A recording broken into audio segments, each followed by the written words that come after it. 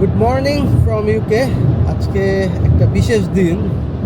আমি 874 দিন পর বাংলাদেশে যাচ্ছি। তো এটা অনেক দিনের দীর্ঘ অপেক্ষার পর বাংলাদেশে যাওয়া। যদিও আমি একাই বাংলাদেশে যাচ্ছি, আমার ওয়াইফ যাচ্ছে না।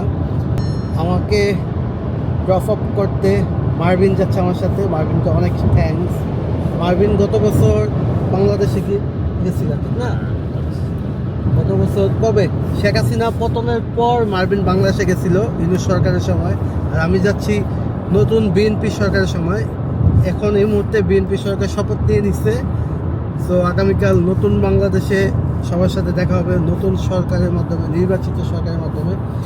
আর এখান থেকে আমরাও ভোটে অংশগ্রহণ করছিলাম, যার জন্য ইন্টারিম সরকারকে অনেক অনেক থ্যাঙ্কস। আর মার্ভিনকে আবার থ্যাঙ্কস, আমাকে ম্যানচেস্টার এয়ারপোর্ট পর্যন্ত নামাই দিয়ে আসতেছে। মোটামুটি ম্যানচেস্টারের খুব কাছাকাছি, আর 14 মিনিট আছে এয়ারপোর্টে পৌঁছানো।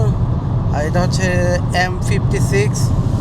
চারপাশে ভিউটা কিন্তু খুবই সুন্দর। আজকে একটা সানি ওয়েদার, আর তার মধ্যে বাংলাদেশে যাচ্ছি আরও গরম পোহাতে। আর এই হচ্ছে আমাদের ম্যাপের টাইম, 14 মিনিট পরে আমরা পৌঁছে যাব ম্যানচেস্টার এয়ারপোর্ট।